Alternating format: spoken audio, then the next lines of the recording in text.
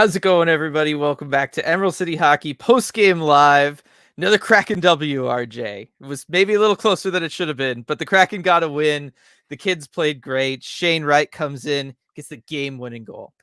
Yeah, and that has to be the headline of this game, right? Is Shane Wright coming in, getting the game-winning goal, looking great. I mean, over 15 minutes of ice time for him, a career high. Good to see him get that opportunity and really made the most of it, too. He tied for the team lead with 4 shots on goal. He was at the net for a lot of the game. And also, I think 84% expected goal share. Really good numbers there for his line. Yeah, no, it was good work from his line. I mean, we'll get into it, but like, boy, does it look weird, right? Watching somebody on the Kraken go net front, play on the interior. It's just not something we're used to seeing until Shane Wright comes along. But it was really solid game from him. Solid game, really got up and down the lineup in this one. Lots of stuff to get into there. Of course, though, got to start off talking about our wonderful sponsor, Flat Stick Pub. Thanks so much for sponsoring this. You guys all know, I've been talking about it. I'm super pumped for this Friday. We're now finally officially the week of. This Friday, got the watch party for that Ducks game at their South Lake Union location. Hope to see everybody there. And I have a little special treat, a little special giveaway item that I found. And Afra, why don't you come here? Help me out. Come here. So I actually found this. Get Afra in the shot here. I found an Afra plush. It's got her curly tail, the ginger stripe up the back, the ginger on the ears, the pink spot on the top of her nose. Like, it's got everything. And so I figured I would give this away at the watch party. So if you want to win the Afra plushie, hope to see you this Friday at the South Lake Union Flat Stick Pub location. We could watch the Ducks game, and maybe you could win this. Yes, if she wants to eat it. You can't eat it. It's you. I'm guessing I'm not eligible to enter. You're not. No. You're gonna be at the watch party, RJ? All right, fair enough. I do have to run the post game from here, but man, that is the perfect giveaway item. Gotta cover the watch party just for a chance at winning that. Yeah, so wanted to get that one out there, and now we could talk about Shane Wright, everybody, right, Afra? Right? So I mean, I already see it, right? Like, we've got, actually, let's get the super chats first here. DJ Singleton, a Shane goal and a Maddie goal directly to the bloodstream. The youth movement, RJ. It's here. It's now. Why wasn't Logan Morrison in the lineup to complete it? I know. He should have been. I didn't like that scratch. As we were talking about who the scratch was going to be on the podcast, I don't think either of us suggested Morrison, but oh well. You know, it was just so nice being able to see Matty Beniers and Shane Wright together in a game, because that's the future of the organization. 2 top 5 picks. That's what you have to build a team around. And especially, they didn't really make the most of it, but just seeing them out on the ice together the few times they were there on the power play, I just like seeing 10 and 51 out there on the ice together.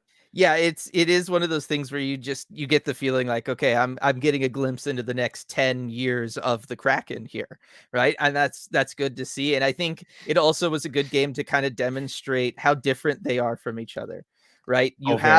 You have Shane Wright, who was playing, more aggressive, certainly in the first period. We can get to that later. But going net front, going to the slot, spending a lot of time really engaged with his line mates down low in the offensive zone, trying to generate and create chances. And you've got Matty Beniers, who, yes, he gets that wonderful goal, 29 seconds in or whatever it was.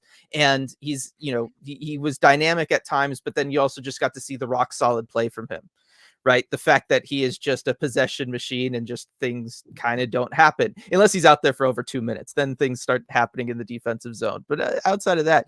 And so it was kind of a good, like, compare and contrast, being able to kind of watch them out there. And it does like get me thinking a little bit, RJ. Like, I do think we might end up seeing a Shane 1C, Matty 2C long term, just because of that higher offensive upside from Shane. Right. I think you're not far off. I mean, we could certainly see that. Yeah, the offensive upside just looks on a different level from Shane. He's just willing to go to those areas and do the kind of things that generate goals. We talked on the podcast about how the Kraken didn't really do enough to manufacture goals over the last couple weeks or so. Shane was doing everything you need to do to manufacture goals, even on ones that didn't go in for him. You look a few minutes into the game where he's at the net, banging away at those rebounds. He could have had one even before he scored his goal. Yeah, exactly. And Angela Bug, it sounds like, kind of here with us also. The next super chat. Shane looked confident and happy, thrilled for him, and wondering if he's our dark horse center down the road. I don't know that you could classify him as a dark horse anymore. He announced himself pretty loud here tonight. But It's yeah, I think that is certainly there. Oh, dark horse captain down the road. Yeah, well, that we had already kind of started. You've talked about that already. Yeah, I think that's pretty clear. Just watching him with Coachella Valley, I think that's where we're headed. Yep. Hopefully they don't miss his leadership too much in his time up here, but at this point I don't really care. No, they'll be fine. They'll be fine. They're pretty much locked into where they're going to be seating wise and everything. Like they're fine. Light with the super chat. This game was the peek into the future that not only we as fans needed, but Maddie and Shane needed. Amazing games by both of them. I do think it's good. You know, this is the whole point of playing the young guys, right? It's to give them the confidence, get them going up here at the NHL level. And yes, this is what the fans needed, right? Was we needed to see them. We got excited about something, right? Like it's been a while since we've been able to really legit as a group get excited about something. And this got us excited. I haven't seen like Kraken Twitter, the Discord, all that stuff be as active as it was tonight, right? Like this is what the fans needed. Right. And for teams that aren't going to make the playoffs, that is something usually you'll have is you'll bring in a younger player, usually a high draft pick, because there's a reason the team's not doing so well. And it kind of gives the fans something to look forward to. And I think with the absence of that, it would be kind of depressing, right? I mean, look, I think the effort tonight wasn't even that good. I mean, we can break it down if we want to, but I think the Kraken lagged again in this one. And without Shane Wright, I think it's a different story. They might not win the game, but certainly we all have a much worse time. Well, I was gonna say even Shane Wright kind of fell into it, right? Like he was not as dynamic or as aggressive or any of those things after the first period. Right, just like the rest of the team. Like this isn't a like Shane Wright thing, but like the entire team just kind of went on autopilot, as I think you said in the text to me when we were talking about it. And I feel like, unfortunately, I feel like Shane kind of also fell into that. Like it was just everybody. Yeah. And I know, because we talk about how his leadership and how he's maybe a dark horse captain candidate. It's not his job yet. This is his first game back up. Somebody else has to perk the guys up. And it's not on Shane to do that right now. No. And I do wonder if Yanni didn't get hurt, what that the rest of that game could have looked like from him too, because I actually really like that line. I want to talk about them a little bit later. We got more super chats here. Riley, give me Woodcroft coaching the youth movement next season. Encourage offense in Seattle. That would certainly encourage offense in Seattle, RJ, if that was to come to pass. I mean, thoughts? It's a big one. I mean, it would encourage offense, which in general I'd like to see. But man, you look at the defensive breakdowns that happened under Woodcroft earlier in the season for the Oilers, and you're not going to have a McDavid and Draisaitl to bail you out of that. I'd be pretty hesitant to bring him in, but it would be fun, at least for a little bit. Yeah, no, it would be very interesting. I do think they need to encourage offense more. I've talked about it plenty of times, right? Like they need to find ways of creating chances, manufacturing goals, whatever it is. Shane Wright's a big part of that, just in how he plays. That's what he's been doing in Coachella Valley all year. It's what he was able to bring to the game at various points tonight. So I think that's a big part of it, is just getting him out there, getting him chances, getting him situated within the Kraken team. And then, if you just add maybe one more guy who wants to kind of play down the middle, in the slot, net front, something like that. You then have Shane Wright, Jaden Schwartz, and you can have somebody else on this team. Now, all of a sudden, you're starting to have a continuous net front presence that can have a snowball effect for the rest of the team, the rest of the game. I think that can really go a long way for this team if you just get a couple more guys out there with the similar mentality to Shane Wright. Julia with the super chat. Oh, did you have something?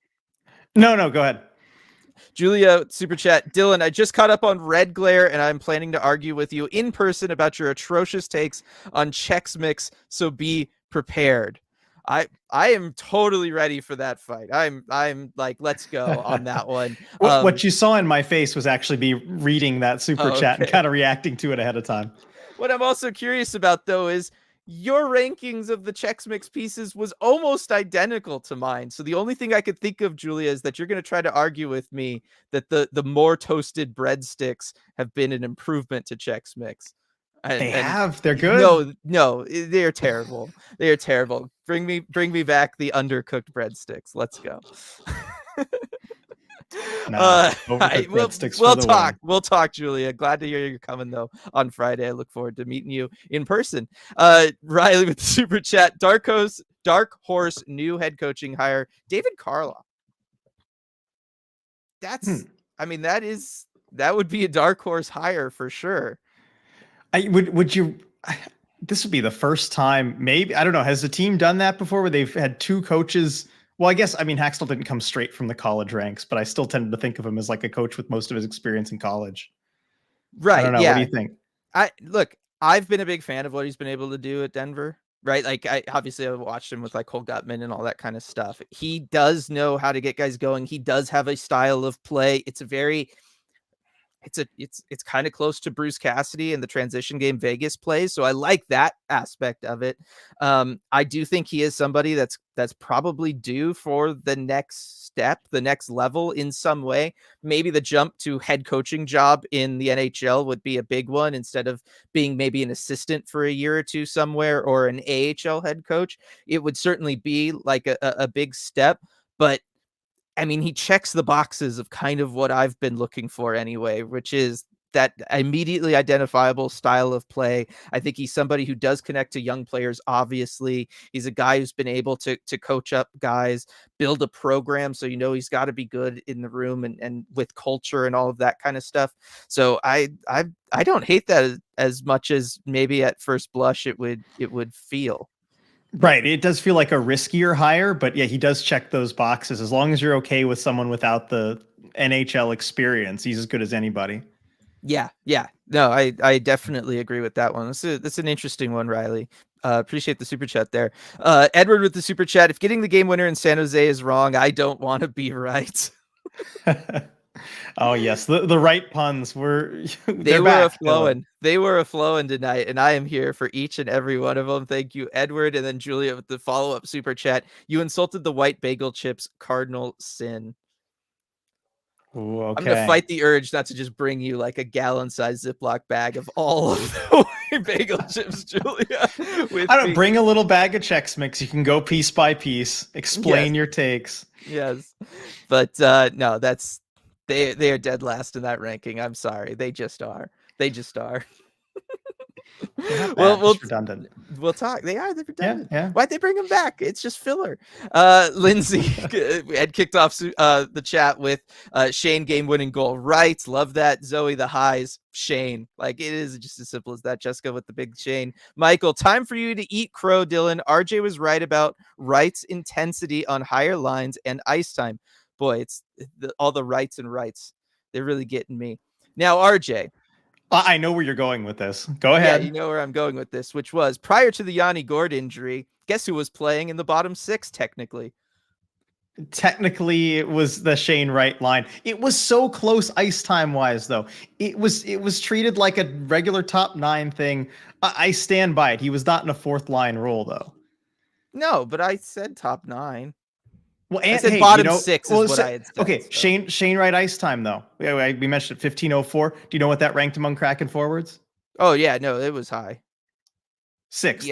Yeah, it was high. Because he got him and his line. They triple shift after the Yanni Gord injury because I was counting. Obviously, but did you like? I'm sure. Yes, like I did notice they feasted on that ice time but prior to that, the Gord line was actually pulling away because it was playing really well. Like I would argue that Gord line was actually the Kraken's best line tonight. Just energy and intensity wise. Obviously, Shane light years better than anybody on this team at generating chances. No question there. But I felt like this was the best game we had seen from Yanni Gord or Brandon Tanev in like months. Yeah, they got the tough matchups and they feasted on them. And I do like that as kind of I mean, they were playing, I guess, top 6 minutes, but really it was just so even. They weren't really a true fourth line, but it let the other lines have good matchups. It makes our whole argument redundant the way Haxtell coaches this team and the way he utilizes players out I know, there. yeah. What's to say? Yeah, you look at the 5-on-5 ice time of the 4 lines, and the right line had the most at 11 minutes, and then the fourth most, so the fourth line had 9:16. That's such a small gap. Yeah, no. That's less than 2 minutes of a gap. It's just 4 second line, third lines. they were all within a minute and a half of each other at the end of the second, right? Because I had texted you the graphic because it showed that Wright was technically in the bottom six, and but like that's just the way Hackstall rolls with it. I think again, the stuff that we wanted to see from Wright, and what I was really cautious about, and why I was saying to put him in the bottom six was we hadn't ever seen him kind of just debut at a certain level in a season and show up with all of the confidence that he was playing with at the lower level, right? Like that was the thing that we were waiting to see. It's what we wanted to see. And like I said earlier, I was cautiously optimistic that he had actually fundamentally changed and just grown confident this season in Coachella Valley. And he absolutely has. Like I'll eat it on that one, Michael. Yeah. Absolutely. I thought that you take the approach of kind of what they did with Coachella Valley, which was bottom six at the end of last season, top six to start this season, right? It worked for him. I didn't see a reason to necessarily change that. And, technically, but prior to Yanni Gord's injury, that's what the Kraken were doing. All right. I'll live off that Sure. technicality too. You can ask RJ. But no, it was good. He played more confident than his prior examples would say, and that's I think the big win, right? And I've done this many times. I will gladly be wrong if it means that it's better for the Kraken, and this is certainly better for the Kraken, so I will be wrong. Let's see. Not a pretty game, but Shane makes me excited for next season from Nicole. Shane Wright's play in front of the net and ozone is so refreshing from Christian. I still can't get over it because like when you zero in on him, as I'm sure many of us were, I mean, when was the last time you saw anybody on the Kraken fight net front so consistently? The way he circles RJ just so he can continuously be moving down the slot with speed. I mean, I don't really know that I've seen anybody else do that so consistently before. No, not really. I mean, you had Ryan Donato when he was here would go to the net a lot, but he wouldn't do it in that way. You know what I mean? He would kind of drive the net from further out and kind of take advantage of chances, kind of dip in and poach in for different chances, right? But Shane Wright does it in a different way. And also, I mean, Jaden Schwartz is the other guy who I can think of is sometimes like that. But seeing the two of them on the same line together, two guys who are both willing to go to the net, and especially in the cycle game, right? As one guy can go to the outside, the other one can cut back in. You always have somebody at the net. And that's something we really haven't seen much of before, but it looks super valuable as far as generating offense. Oh, it really is. It is a breath of fresh air, and it is something that's going to really help out the Kraken next year. Because even if he's not able to get the goals, right? Even if he's not there, just having him in and around is going to make it harder for a goaltender to freeze the puck because there's this body in front of him who's crashing the net right away once a shot's been taken. So it means rebounds are going to be more plentiful. It's going to mean rebounds are also easier to get to because defensemen are tied up physically having to deal with Shane Wright, right? Like there's so many effects that him just being there can have for this team that they just don't have, or they didn't have prior to him. And it's just, it's going to make things so much better for them. I'm just so excited by it. It's everything we knew he could be, and he's actually like doing it at the NHL level. It's just fantastic. Lots of talk here about Yanni Gord, the injury there, RJ. That was a tough one to see for sure. Yeah, glad he was able to return to the game. Glad he's okay. Yeah, figured he'd be fine long term, but man, that looked like it hurt. I think we all kind of felt that one. Yeah, JMG didn't like Hack not playing Shane in the final minutes. I mean, look, I think there was an element still of easing him in. I know he ends up with a lot of ice time in part because of the power play, which I was glad to see him out there on the power play as much as he was. That's something we'd all wanted to see too. I still think, that is Matty Benier's time. And it was definitely. Yeah, because you have, if you're looking long term, you have your more offensively gifted center in Shane Wright, and you put him in those positions to succeed. And then you have a dynamite defensive center in Matty Beniers, and you want to put him in those positions where he can do his thing. So I don't have an issue with it. It doesn't speak to any kind of lack of confidence in Shane. It's just using the personnel that's most suited to the job. Right. And I mean, Shane Wright, obviously we know he can play defense and everything, but this year he spent a lot of time working on this offensive side of his game, right? Like that has been clearly the mandate from Coachella Valley or Dan or the Kraken organization. Somebody made it the mandate because that's clearly what Shane has been focused on this year. And as we've been talking about, the Kraken need it. Kraken needs somebody like that. Matty, he's still a big question mark when it comes to the offensive side of the game. We know definitively what Shane Wright's going to be in the offensive zone. And it does kind of then open things up for Matty to take on more of that role of a straight up defensive centerman, and I think that's going to be okay in the long run. Light with the super chat. I think Yanni deserves some props. He really has stepped up his play since the kids got called up. Feel like he's taking it seriously. I agree with that. I think we talked about this last time, even, right? Like, since he more so than everybody, him and maybe Jordan Eberle feels like have been the two to really step up since the young guys have been there. Yeah, and especially in the room too, as you see the guys off the ice. Him and Eberle are the two that really kind of take those younger players under their wing, and I think he feels a big responsibility to do that. And yeah, things can get a little bit stale. I'm talking before the Morrison and Winterton call-ups, when you have that room of vets and things aren't necessarily going well. And I mean, he's already close with Matty Beniers, but that's, you know, been an existing situation, and it just, I do think it's given him a little bit of a jolt, some younger players to kind of help mentor. Yeah, now just because we're talking about younger players, the Logan Morrison scratch, I don't understand. I get that, yeah, obviously Shane Wright was going to come in. You want him playing center. I'm all for that. We had talked earlier about the idea of you flex Jared McCann off to a wing. I'm pretty shocked that they kept McCann at center just for him to be the pretty definitive fourth line center, right? We talked about how close all the lines were ice time wise. The one line that was seriously lagging and actually had fewer shifts once things were regular prior to the Yanni Gord thing was the McCann line. Like, I don't understand keeping him at center just to be your fourth line center and then scratching Logan Morrison. That confuses me. I mean, scratching Morrison kind of baffles me. I mean, personally, I would have kept him in and taken out Tanev, but I've been calling for that for a while.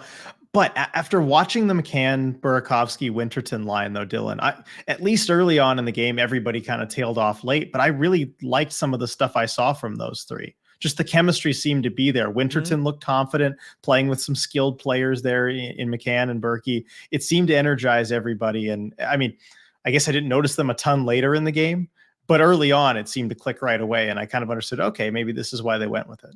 Yeah, I mean, they barely played through the second period, which was part of it. Yeah, I thought Berkey had a good game. I mean, Berkey was big in the neutral zone in this game, which I thought was fun. Yeah, no, it's still weird to me, and it's just, at what point do the Kraken have to move somebody out, right? Like, because this is just going to be the Kraken situation forever, right? It's four lines that are all going to be within 2 minutes of each other because there's just too many of them, right? If we're talking about this pretty good fourth line that has a 40 goal scorer on it and another, big time player in Andre Burakovsky, at least in the past, like, it's just weird. Either way, It's so whether you weird. want to count that as your fourth line or the Gord line as your fourth line, you can't have two lines that are in the mix for your fourth line that each cost you about $10 to $11 million to the cap. That is the thing. Riley, Shane and Winterton got to be regulars next season. I'm really more so getting on board. We talked about it earlier on the podcast. I'm all for Ryan Winterton making the team next year. Like, he's good enough. And once they get him on the PK, his value is going to just spike even more. Yeah, and he just keeps going up. I thought this was actually his best game since the call up. Yeah, no, it was a really solid game from him. Emerald City Hockey jump scare. Kraken fought hard. There was moments of this game that were kind of a jump scare. That is for sure. Coop, the future is now. Matty shooting top shelf finally. Shane Wright net front. Hack gets to celebrate another win against a vaunted opponent. Lol. Glad Dunner's back too. We haven't talked about Vince Dunn being back, but I do think that his presence was felt in a lot of this too, RJ, just because I know it's against the Sharks, but think of how much of this game was played in the Sharks zone. And I think a lot of that's Vince Dunn.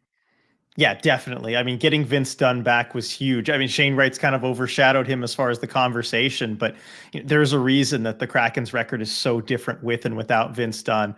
And he was back to mostly himself, I thought. Maybe not 100%, but he was a difference maker in various ways, getting the puck out of his own zone, being dangerous, firing the puck in the San Jose zone. I mean, I like the confidence from him, and just stabilizing the D pairs a bit too. The fact that you're also able to scratch Justin Schultz now and have the Dumoulin Evans pair, I thought was huge.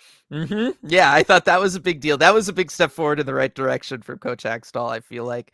And Vince Dunn, I mean, almost 3 minutes more than anybody else on this team. He had 23 minutes of ice time, so they did not ease him back into anything, right? Like, he was just the guy that they needed him to be. And I think I had it and I lost it, but yeah, 74.5% expected goals percentage with Vince Dunn on the ice. Oh yeah. Yes, it's against the Sharks, but still, that's dominant. Like, he was the guy. Right, but it's not even like a game where the Kraken were dominant in an expected goals percentage standpoint, right? I think the final count was 3.1 to 2.65 on money puck. They're not lapping the field here. So I think if you have 74% as Vince Dunn, you're playing better than the team did on average. Yeah, no, that's true. Like it's all good. It's all good. Coop, Vince Dunn absolutely blasting Yanni in the nuts shows why literally nobody on the Kraken wants to play net front, and I don't blame them. That was hard to watch. I mean, is that the issue, RJ? I don't think it is. I just think it's that was never any of these guys' style of play, like growing up. Yeah, I mean, you look at where they were before the Kraken, and that wasn't really their game. And yeah, I mean, that was probably the low point of Vince Dunn's night, unfortunately. But yeah, that one's just a rough bounce. If you go to the net, stuff's going to hit you eventually, and just it's a matter of chance what it happens to be and where exactly. Yes, no, and none of it's good in that situation. Because I just think part of it too is you look at Shane Wright, he's just bigger, like he's just broader than really anybody else on this team. Is there a player on the Kraken that is as, I mean, wide as him? Obviously, he's not wide, but yeah, I know for his size, I know what you mean, but you saw it in that first play too, where he was fighting to the net for the rebound about 5 minutes in, that great scoring chance. Before he's able to take those couple whacks at the rebound in front, he just muscles his way past the Sharks defenseman. I don't remember offhand who it was, but it was just such a strength mismatch. It's great. And I see Coop like later in chat here pointing out that Shane seems to have gotten much stronger in his lower body, improved his balance and leverage. And that's the kind of stuff that we've noticed when watching Coachella Valley over the last year and a half. Yeah, that was something that stood out to me back at Dev Camp, right? Like him in the Dev Camp, we talked about his leadership. I talked about how big he was. Like he was a man all of a sudden. Like he really got bigger. He always had that frame. He always had the broad shoulders. You knew he was going to be able to play at a higher weight. I still think he's got room after seeing him in Coachella Valley. Like I think he can still get stronger and carry more weight just because his hips are wide, his shoulders are broad, like he can support it. It's going to be really interesting to see like just how physical presence he can really become as he continues to get older and develop there. Sam, everyone's going to rave about Shane getting the game winner, but let's not forget he was 10 of 18 on faceoffs. Even when Maddie got destroyed in the dot, I think we might have our faceoff guy next year. He only played the 3 games earlier this season, right? But he was over 70% on the faceoff dot in those 3 games.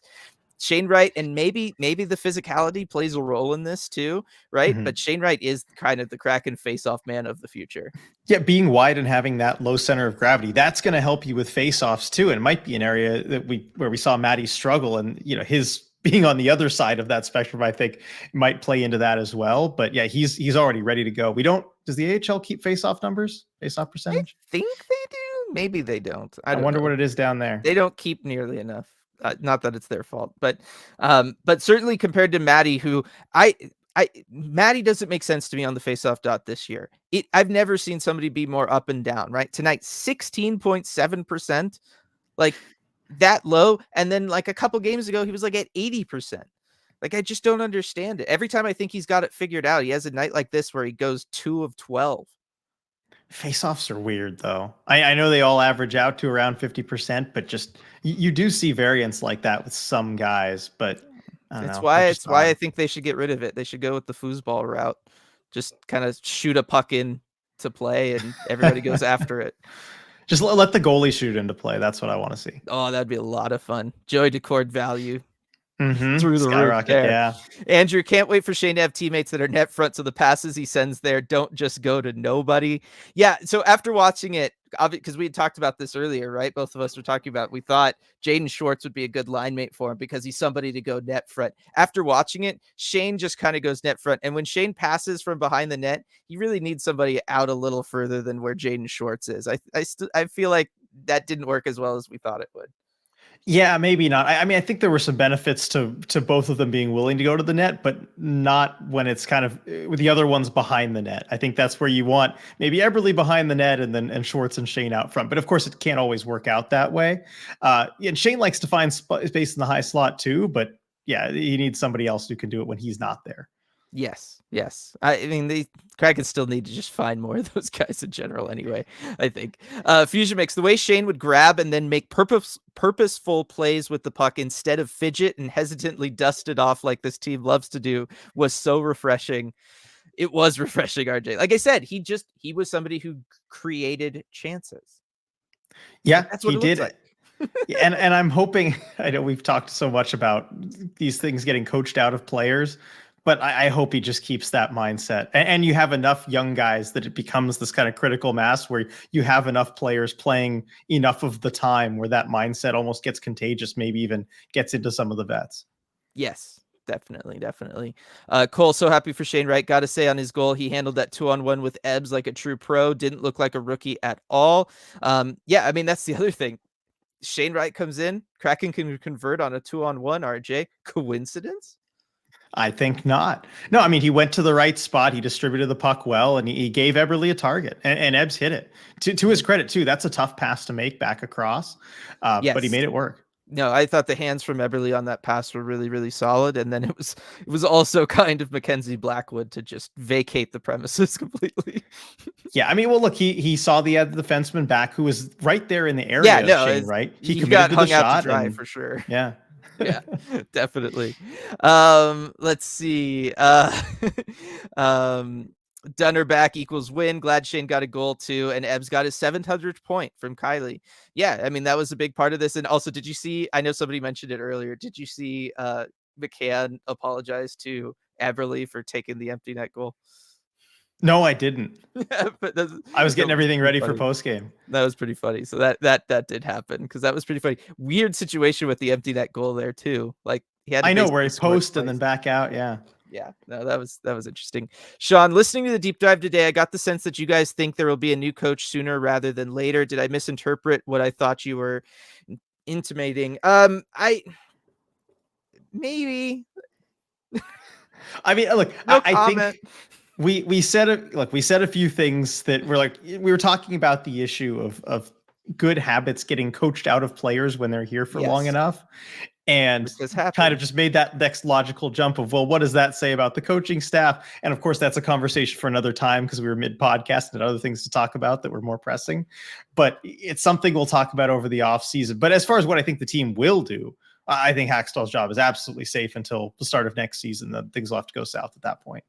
Yeah, I do wonder if like straight up RJ, be honest with me because All this right. was a thought I had. Shane Wright's going to come in, play like this. The other guys on the Kraken, like Yanni Gord, is shooting at under 6%. They'll kind of regress back up to normalcy. Kraken will score more than being the fourth worst team in goal scoring. And they'll be on the right side of 500, kind of, right? Just above that. And they'll be like in a wild card spot all year long. And Hackstall keeps his job all season. If they finish on the right side of that wild card line, yeah, I could see that happening. No, Yeah. they'll need to go into another nosedive where the playoffs look seriously in doubt, I think, before they get rid of him. Which, I mean, they did that this season. Yeah. So if it No, happens again, I guess what I'm saying is I legit feel like Shane Wright, if he plays like this for the forever, basically, he's basically stabilized the coaching position just because he was going to make that much of a difference. yeah. I mean, well, look, they needed somebody who can do all of this stuff, and I'm sure they're going to have off-season moves that are going to try and bolster the forward group as well. I could see them right there on the right side of mid for all of next season. It would not surprise me in the slightest. Yeah. So I'll throw that one out there. I'm sure everybody will have a good time with that. Coop, I love having Shane up, but I just pray to God that the front office doesn't somehow value excitement for the rest of the season over saving a year on Shane's ELC. He's got to go back before that deadline. It sounded like, based off of what Ron Francis spoke with Jeff Baker, the Seattle Times, about, sounds like the plan was basically what you and I had outlined earlier, which was 5 games, maybe the 6th, but really no more. Yeah, Ron Francis is not in the business of making stupid decisions, and that would be a stupid decision keeping him up there and burning the year of his ELC. Francis made that very clear. He's not going to do it. Yeah, definitely. Stratic, as always, my vote is Disco Dan for the Kraken head coaching job. If he wants it, I would be so. If he wants it, go for it. Michael, sorry to deviate. This is a super chat, by the way. Sorry to deviate from the right excitement, but I'm interested to know what you think of Dunn and Evans as a D pair. That's an interesting thought because I haven't necessarily put too much thought into that one, RJ. I feel like, though, my initial reaction to it is just that it's kind of you're loading up on your 2 best puck moving defensemen and I would rather just have them separated and able to kind of spread that out a little. Yeah, I agree with that. And I think maybe in certain situations, you could use that if you're down by a couple goals, 7 or 8 minutes left in a game. Maybe you give that a try because Evans can play the right side. But yeah, as a regular pair, no, I'm not really a fan. We got to see 10 defensive pairing, pairings in this game, RJ. Obviously, many of these for under a minute. That was one that we did not see. I feel like I looked that up. Yeah. yeah, like They've prior to this seems game, they've impossible. played about 15 minutes together this season. Pretty good expected goal share, 57.1%. But yeah, they have not spent a lot of time together, and I think probably for good reason. Yeah, no, I agree They're with a that. situational deep pair. Right. Let's see. Ricky, Maddie, much more confident with contemporaries on the team. I do feel like he has also kind of responded to this. I know we had talked about it from a leadership standpoint. He might feel more confident in the room, just having more younger guys around. But he does look a little bit different. Certainly tonight, like I feel like everything was kind of going for him. Yeah, and I think he's not the only one too. I mean, look at Ty Karche and his confidence since Morrison and Winterton came up, and Evans has been more of a regular, and he's been kind of around his buddies from Coachella Valley, and they have enough of a contingent there. I think it makes them all more confident. It's you know why? Because they can play like they played on the Firebirds. I know Maddie wasn't part of that, but like it's just it's a better style of play. I'm sorry. Axtall put on this earth to confuse Dylan, literally though. Like straight up. Coop, I love Shane, but I don't understand you, Dylan, saying that Maddie is still a big question mark on offense, but we know what Shane is on offense. I think it's too early for both to make any guarantees.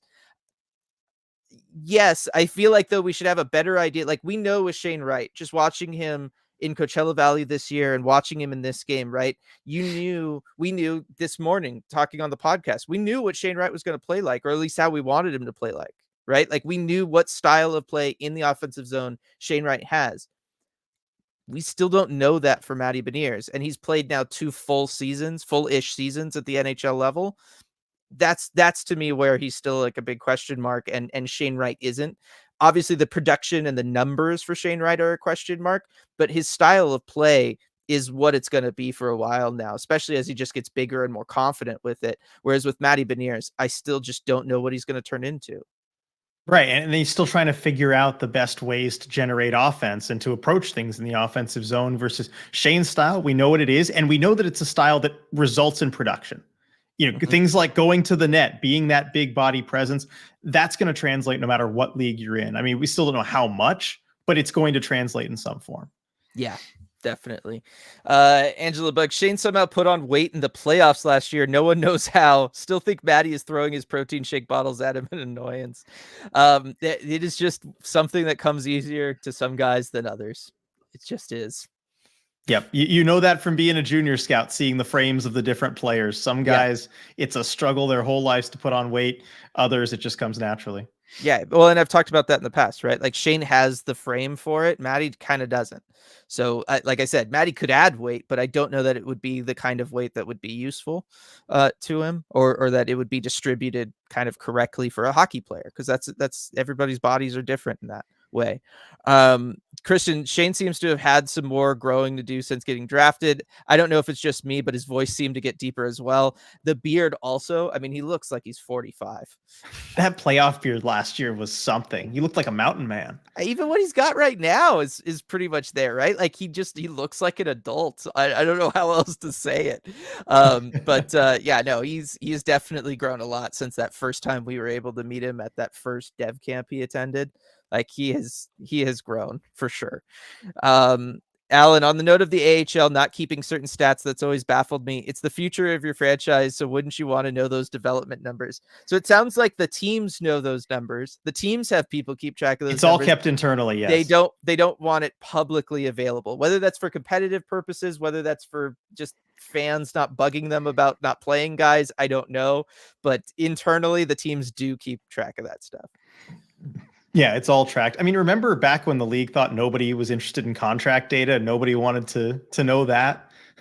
We were talking about it when we were going That's through. the default attitude from the league. Ron Wilson was the first guy to bring computers into an NHL organization, and he did it this century. Like that still blows my mind. I don't know. Like you got multi-million-dollar things going on and you're waiting to use computers. I don't get it. That's been something I've been saving for a Red Glare for a long time, like an off-season rant. No public face-off numbers for the AHL that I know of from Via Ren. Darn. Yeah, I did a quick search, couldn't find anything. That stinks. That stinks. Riley, if Tolvanen can get faster this offseason, he'll be an absolute weapon. Thinks the game well, has poise, playing, and a hell of a shot, but can seem a step behind at times when forechecking/jumping in. What's weird about it is I've watched him specifically, for this when jumping in the rush. I've watched him specifically for this, RJ. His stride's kind of okay. Like I honestly don't know why he's as kind of as slow as he is. Right. Yeah, technically it looks all right, but yeah, he does seem sometimes a step behind, I guess. Is it Yeah. just the speed that his legs are moving? You know what I mean? Just how many strides you can get in? Because you could have a technically perfect stride, but if it's like strides per second, you know what I mean? If that's low, I guess Yeah. you don't go as fast. Yeah, I mean, you could have that or you could have powerful strides, right? Like a lot of defensemen, they don't have as many strides per second, but they're really strong strides, so they generate the speed that they need that way. Um, uh, yeah, it's either lack of quickness and acceleration or lack of strength and the power, right? Because you can make less strides work for you and you can still build up plenty of speed. There's examples of that, on this team even. Not everybody has to be Brandon Tanev out there trying to Scooby Doo it all over the place, right? But yeah, no, it's a weird one. I just think he's just at the end of the day, he's just not fast. And it's not even that he's slow, it's just that he's not fast. Yeah. And I see down lower in chat here, Zoe letting us know that the hat went to Shane. Good for him. Absolutely deserved it too. Yeah, I no surprise there. Yeah, no, it could stay Takes with him selfie for a with while. Cartier and Winterton. Yeah. Let's see. The fact that the Sharks are the worst team in the NHL but have the sixth best power play in the league is crazy. Benoit Blanc voice makes no damn sense. Compels me though. From Lindsay. I mean, it was weird. Like the power play happens for the Sharks, and like all of a sudden the Sharks look like a competent team, and then the moment it's over, it all just kind of dissolves. I mean, it is the most coachable aspect of the game, and maybe they have a good power play coach. I don't know who Quinn's power play coach is, but they're able to get something out of that power play. I think it might have been sixth best at home also. I think their home power play is a lot better. Maybe they just have a feel for that building. But with as passive as the Kraken were on that power play goal allowed, I mean, a lot of teams might take advantage of that opportunity. That was weird, right? Like we haven't seen the PK play that kind of conservative, to put it kindly, in a long time, right? I mean, like nobody was really pressuring. They were just opening up passing lanes. They collapsed is what they did, right? They collapsed into the interior and that was kind of it. And that's not what they've ever really played like. Well, knowing how the rest of the game went, I'm wondering if because they were already up 2-0 at that point, if they were thinking, okay, this team's an easy opponent, let's just not make any dumb mistakes. Let's not get anyone caught behind us and just kind of follow the puck around the outside. They can't really hurt us. And it led to that. I hate that if that's the case, though. I don't What it like looked that. like. It is what it looked like. I'm not saying you're wrong. I'm just saying I don't like it. Nicole, I want Borgs and Garth. That would be an interesting D pairing, right? Because you could have Borg be the physical presence. It would really open up Riker to really focus on the offense. I feel like you would run into issues where both guys might wander away from the goaltender when the goaltender might need at least one of them there. Yeah. Although, you said that about the Borg and Alexiak pair as that was kind of coming together and they made it work. They did. Yeah, no, they did. Most of the time they have. Well, yeah. Riley, Evans' game seems to be improving, but the guy needs to get better at holding the zone, especially on the power play. Will come with time. Agreed, Riley. That will come with time. And it is weird because like that was the biggest thing that I really noticed from Vince Dunn, was how much easier it is for the Kraken to stay in the offensive zone when Vince Dunn's out there. Like he gets it, right? He has the NHL reps. He knows where a puck is going and he puts himself in a spot to be there. And Riker Evans still needs to learn that. And a lot of that is instinct, especially on the power play when in the 1-3-1, you're the only guy back.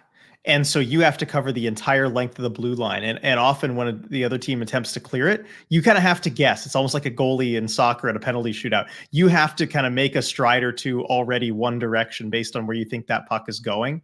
And Mhm. it just takes reps to kind of get that instinct.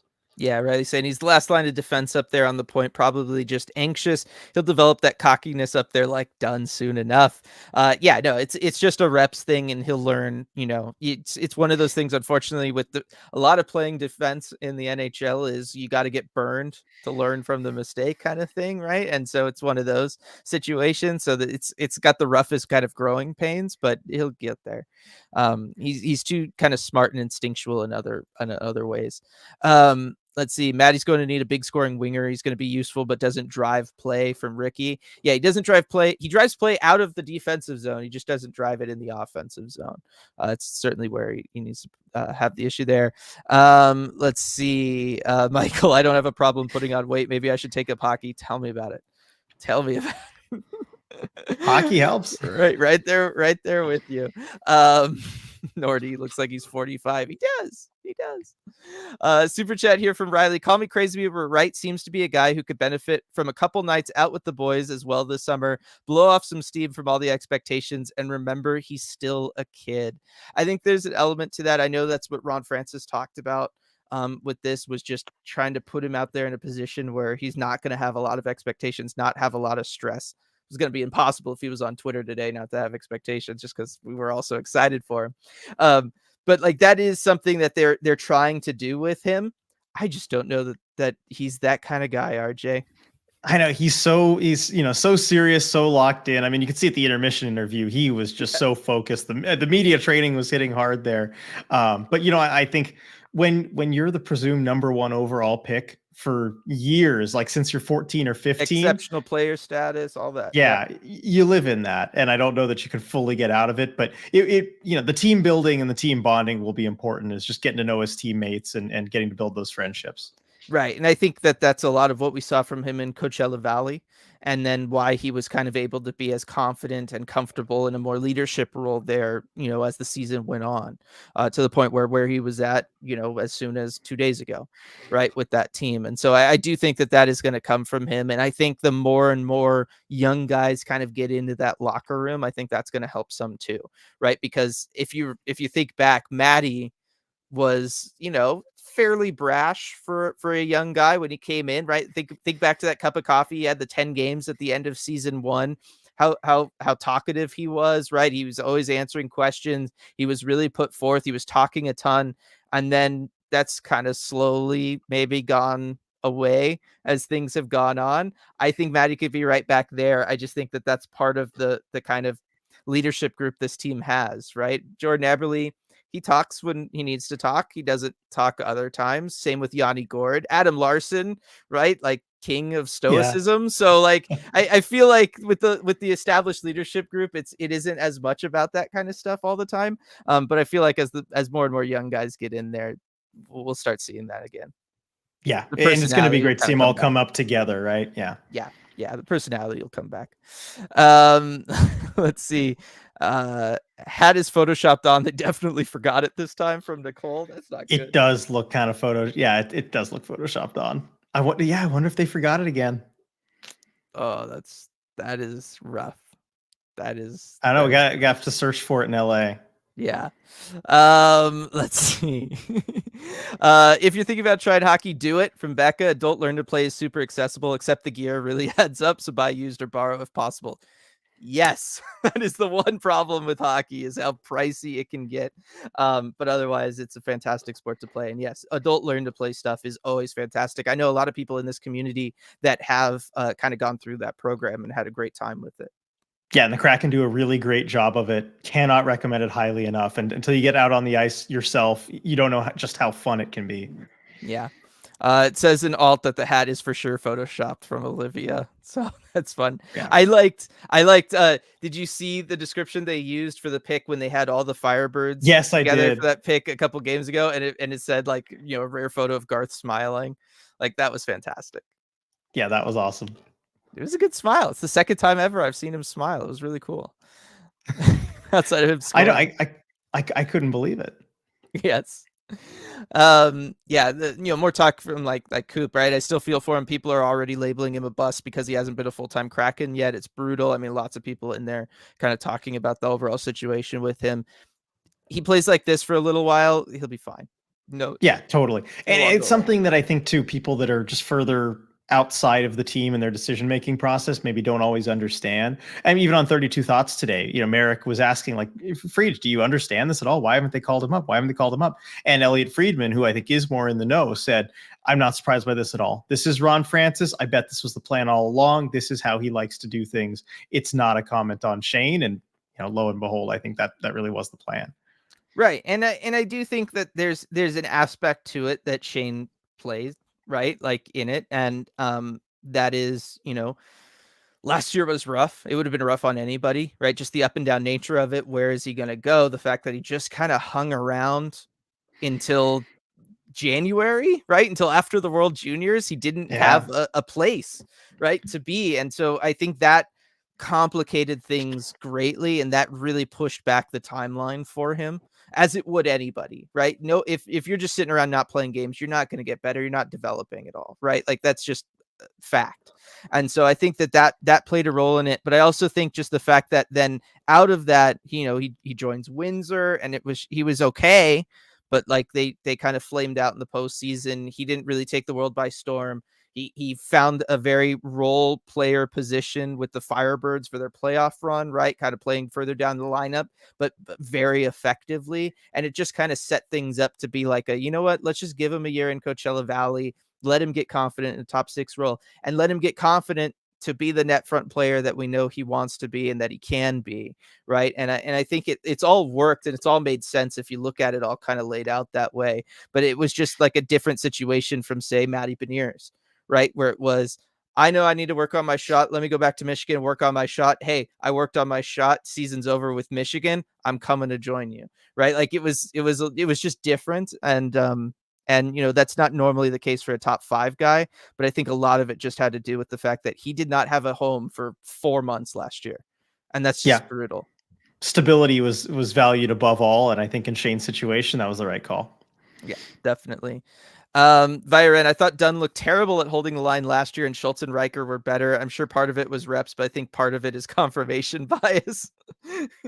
I mean, Well, that was an area where Dunn improved, though. He's improved yes, a lot right. recently, and I think that's one of the things he worked on, like is becoming more of a player on the power play. Because last year that was an area where he still hadn't quite figured it out.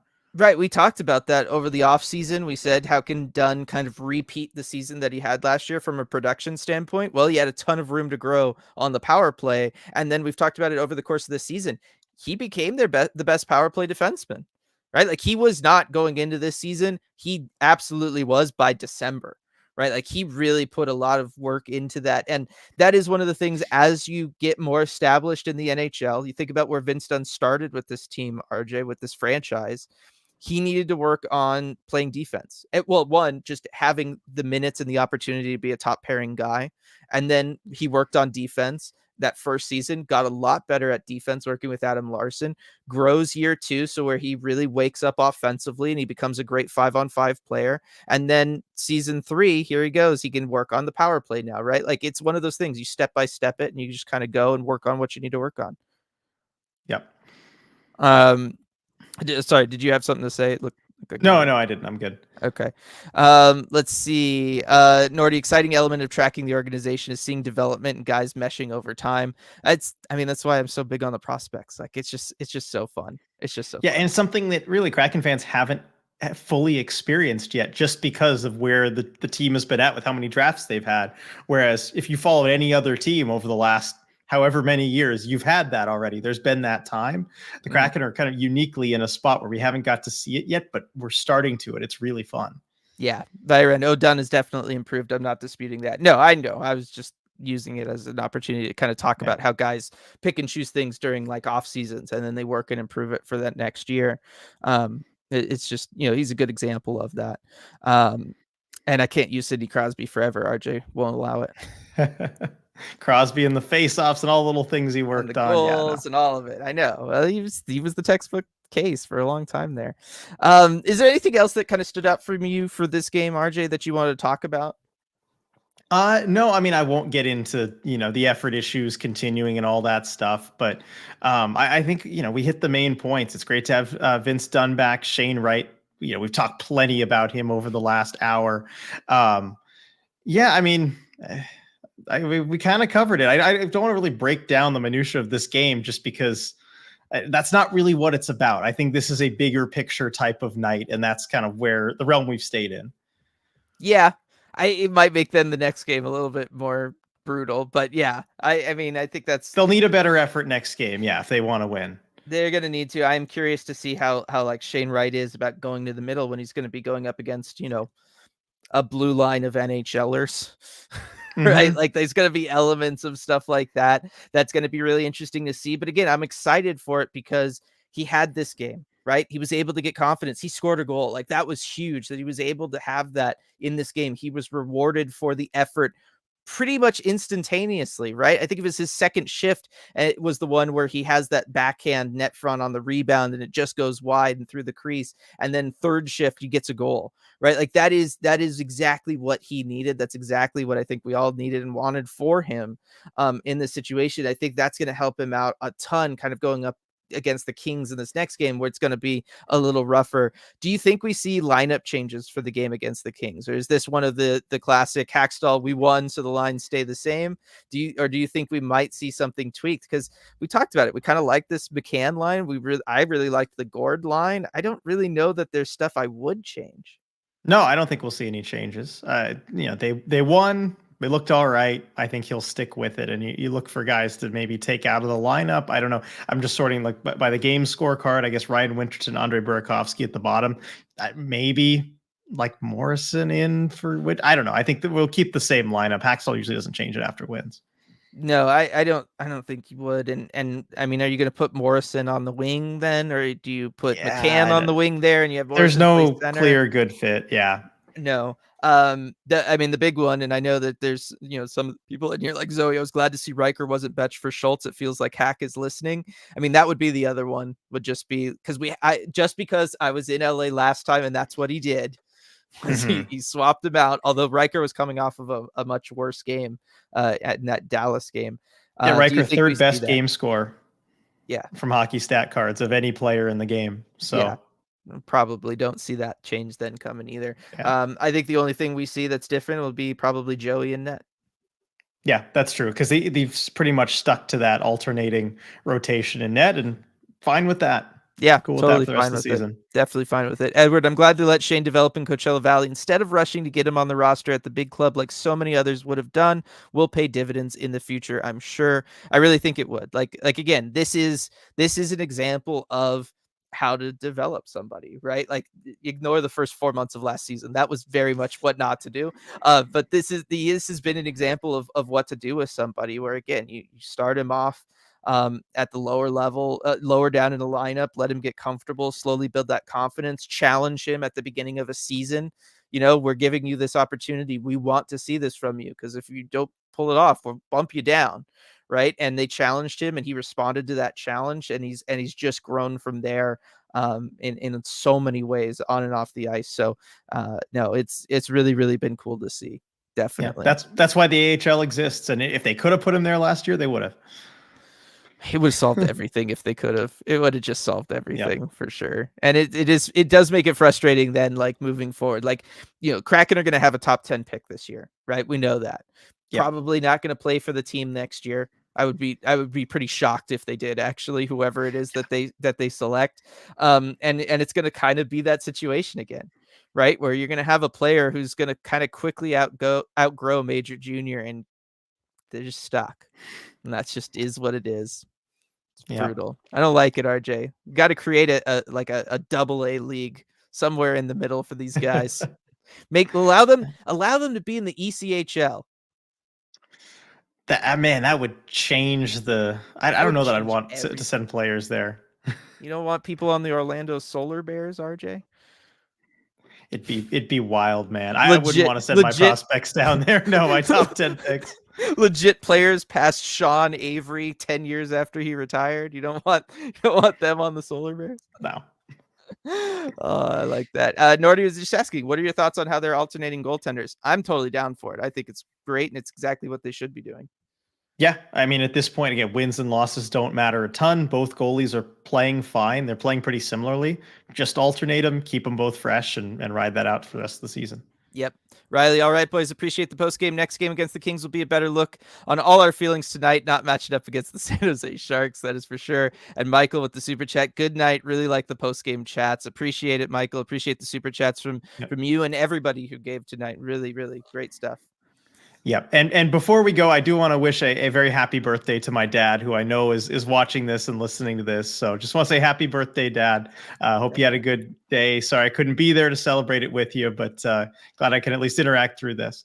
Yep, definitely. Happy birthday to you. And then just one more quick reminder for the watch party this Friday for the Kraken's game against the Anaheim Ducks. Going to be at that South Lake Union Flat Stick Pub location, and you could win the Afra plushie if you attend. Oh my God, it's so good. It's so good. Puppy play stance and everything. Got the curly tail just like she does. I love it. I love it. It's perfect. I should say you could win it if I remember to bring it and I don't steal it and hoard it here in my room to keep with me forever. I know, it's right there, just tempting you. Yeah, and Come if on, you the community agree, deserves it so much more, Dylan. I know You have the real they do. one. That is true. That is true. I get the Afra every day. And if you agree with me that bagel chips are the worst part of Chex Mix, I'll give you an extra raffle ticket.